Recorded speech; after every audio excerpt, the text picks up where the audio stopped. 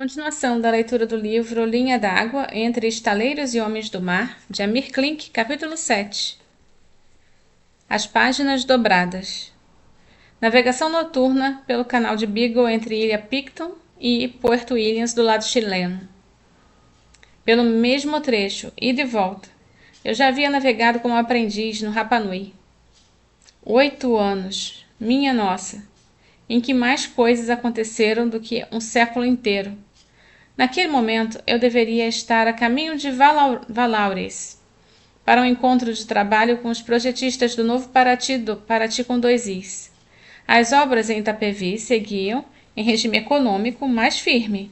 Os franceses estavam adiantados nos desenhos, queriam mais definições, uma reunião e, claro, algum pagamento. Graças à proposta de fazermos o detalhamento da estrutura no estaleiro, acabaram cobrando muito menos do que o normal. E eu não tinha mais argumentos para adiar a viagem. Dias antes de eu seguir para a França, a Ana Maria, minha fiel colaboradora de tantos anos, receberam um convite marítimo desestabilizador da empresa chilena que operava o navio Terra Australis, nos canais patagônicos, entre Magalhães e o Cabo de Horn. Ofereceram-nos 6 lugares a bordo do navio, e apesar de andar com as contas no último furo do cinto, eu a aceitei. Fomos todos, a Ana, a Marina, o nosso amigo Rodrigo. Não era o momento apropriado para cruzeiros marítimos de nenhuma espécie, mas a oportunidade de rever os canais e de talvez encontrar alguns dos veleiros voltando da Antártica era tentadora. E uma semana de atraso não mataria ninguém. Então seria uma viagem de ócio explícito e raro, na companhia de um grupo bem divertido de amigos, num lugar que daria um trabalho danado para se visitar de outra maneira.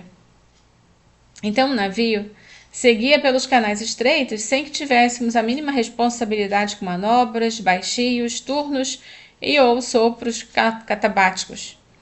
As comidas saíam prontas, impecáveis do restaurante e ninguém precisava enfrentar a tortura de lavar a louça. Então, logo depois de jantar, em pleno canal de Beagle, a Ana e alguns passageiros que estavam na proa, procurando estrelas, começaram a gritar. Queriam que eu saísse voando, estavam vendo um objeto suspeito no céu. Acabei olhando também, com certo descaso de incredulidade, e de fato eu vi, por alguns segundos, um astro, um disco, um pouco menor que a lua, em movimento. Logo depois, desapareceu. O meu parecer de que poderia ser um piloto argentino ou americano que simplesmente deslizou as luzes na aproximação do Ushuaia, em vez de um marciano, mas não agradou nem um pouco a minha opinião. Então eu voltei para a sala de proa e para a leitura de umas páginas que haviam se tornado alvo permanente de gozações por parte do Rodrigo. Mesmo que fosse um disco voador de último modelo, naquele instante nada me causaria mais espanto do que o artigo que eu estava lendo. Eu achei numa revista francesa, comprada logo antes de embarcar no Terra Australis, uma reportagem sobre a patente inglesa de um mastro revolucionário em fibra de carbono. Umas 8 páginas. Me arranquei da revista e estava devorando pela 30ª vez. Na matéria também havia fotos e croquis. Para onde quer que eu andasse, eu levava para reler e as páginas dobradas em 4, enfiadas no bolso traseiro direito da calça. Difícil crer. Tudo o que eu sempre sonhei, como um mastro de um barco, numa solução quase escandalosa de tão simples. Autoportante, exatamente como um bambu gigante. Em poucos dias eu estaria no Valaures, dando um aceite nas plantas definitivas dos projetistas franceses. Se alguma mudança tivesse que ser feita, no momento era aquele. E pior do que no caso dos discos voadores, não havia como confirmar se o assunto da revista era real. No dia seguinte atracamos no cais militar de Puerto Williams, lado chileno do Beagle, e tínhamos apenas um par de horas, e antes de correr para o Museu Martin Gozindi, ou de tocar com os dedos na proa do Yelcho, o barco que reuniu Shackleton aos seus homens na ilha de Elefante, eu saí arrastando a Marina na direção do Micalve, o antigo cargueiro alemão de 850 toneladas, afundado nos anos 60 na baía interior de Puerto Williams, para ser transformado numa espécie de clube náutico. Se tornou parada clássica que praticamente todos os veleiros que descem e retornam da Península Antártica param ali. Poucos lugares no mundo propagam fofocas sobre barcos viajantes com maior eficiência. À distância, contra a moldura dos dientes de Navarino nevados, vimos mastros conhecidos. Talvez o Oleg e a Sophie estivessem atracados junto ao velho casco. Bem pisamos ao convés do Micalve e encontramos o Alen Karadeck, outro personagem folclórico dessas latitudes. O barco era mesmo o Kotish, mas o primeiro que o Oleg vendera para o Alain. Também um Damian de 15 metros, calejado e bem conservado. O antigo barco do Alain, outro Damian, de aço, o Basile, conheci nesse exato lugar, anos antes, voltando da Antártica a bordo do Rapa Nui, durante uma operação gastronômica em que consumimos uns 30 quilos de centolhas frescas e uma caixa e meia de Pouilly Foissé, e que não me lembro bem como terminou. Em segundos estávamos no salão aconchegante, cheio de gente, de um cúter francês, enchendo copos de tinto chileno, trocando nomes de sujeitos e veleiros, pedaços de histórias, resumindo décadas inteiras em segundos. A Marina, que não fala francês nessa velocidade, deve ter ficado tonta antes do primeiro gole de gato negro. O vinho oficial dos franceses. Ninguém tinha visto Paraty com 2 is, e meio envergonhado, eu acabei confessando que estávamos num navio de passageiros atracado no porto. Bah, que vergonha! Exclamou um dos franceses. Que fazer? Eu respondi espalmando as mãos. Mas o francês tinha razão. Nesse meio e dos barcos que navega fora das rotas comuns, os cascos por fora andam maltrapilhos, enferrujados, amassados. Por dentro são bem equipados, confortáveis e aquecidos. Andam entupidos de livros, histórias, objetos curiosos, às vezes com crianças também. Há problemas de todo tipo e, com frequência, risco. Mas, em todos, vive-se intensamente. Nas precárias instalações ao redor do simpático Micalve, barcos lendários cruzam amarras com viajantes anônimos.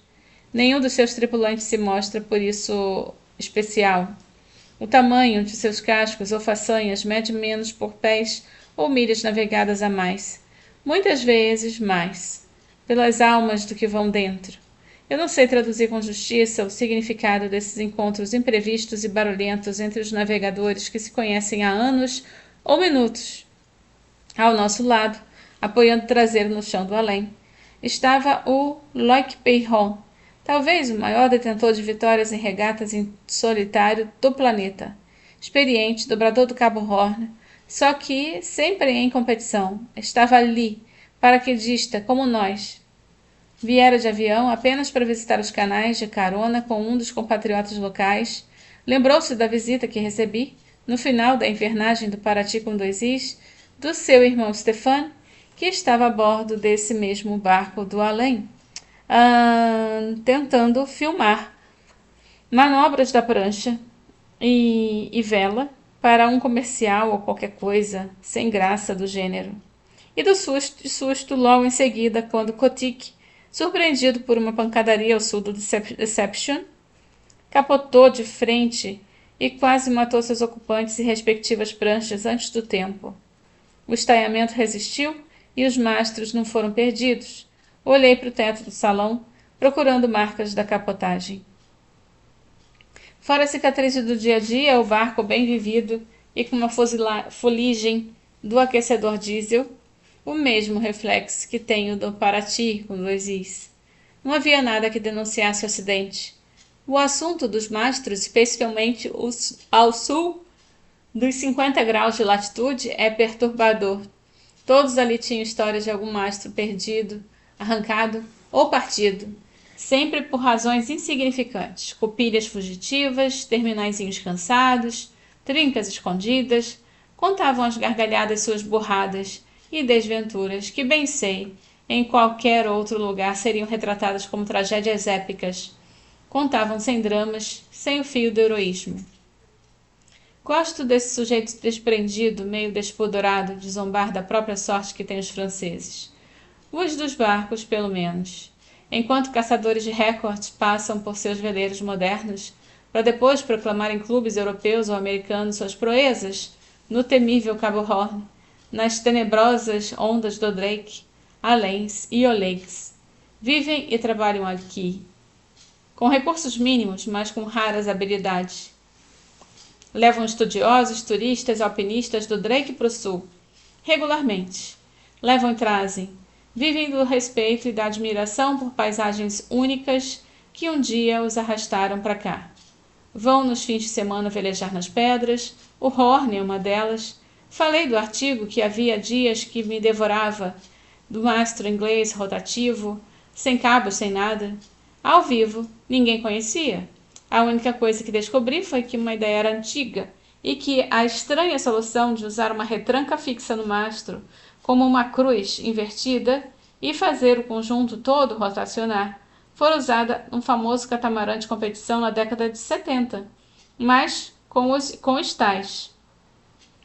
Então não havia muito tempo, e se não voltássemos logo para o navio, eu fixaria residência em Porto Williams, como acabaram de fazer Janet e Close, o casal de vizinho do Santo Vizinho Santa Maria, ou iria à falência sumária. Exatamente na hora que íamos embora, entrou na gaiuta do Kotick o amigo Skip Novak. O Skip é um americano residente na Inglaterra, mas eu considero ele um bretão. Vive cercado deles e transita por dois mundos diferentes, o da milenária regata de oceano e dos espartanos barcos de exploração. Participou como comandante por 3 vezes da regata de volta ao mundo mais tradicional do planeta, até se encher do ambiente social burocrático das competições de luxo e descobrir o mundo dos que navegam por conta própria. Ao mesmo tempo em que se construía no Brasil Paraty, com 2 i's, o Skip, inspirado pelas ideias de Oleg e de seu primeiro Kotick, construía o seu Pelagic num galpão abandonado do Ocean Village, perto de Southampton. Fizemos juntos nossos mastros na empresa Proctor e, por coincidência, projetos idênticos. E muitas vezes dividimos impressões sobre as agruras técnicas e financeiras de construir barcos não convencionais. O Oleg já lograra passar para o Kotick 2, por sinal construído no Brasil, heroicamente, numa pequena oficina em 2 córregos no interior de São Paulo. O Skip também tinha planos idealistas de tentar fazer um barco novo, maior e de 2 mastros. Numa das visitas que fez à capital paulista na casa de um amigo comum, o Cacau Peters, apostamos uma espécie de corrida para ver quem concluiria primeiro o seu projeto e tínhamos uma foto engraçada, batida pelo Cacau, cada um segurando uma pastinha de desenhos, pois o bendito americano morava no Reino Unido, precisamente em Humble, onde estava a fábrica de mastros citada na reportagem, no meu bolso. As páginas já iam se desmanchando de tanto manuseio. Mas eu não tive dúvida, saquei de novo para confirmar. A fábrica era mesmo em Humble, típica cidadezinha do sul da Inglaterra. Dessas minúsculas pacatas, onde em 100 anos só mudaram as cortinas das janelas e as flores dos vasos. Eu estava seguro de que o Skip devia conhecer todas as entranhas, antecedentes dos mirabolantes mastros autoportantes. Pois incrivelmente não conhecia. Conhecia o Damon, o lugar da fábrica, os mastros, não. Não havia mais tempo para investigações e eu estava me retornando chato por causa das surradas páginas. Eu dobrei-as outra vez e voltamos para o navio. E para o Brasil. Esse é o fim do capítulo 7.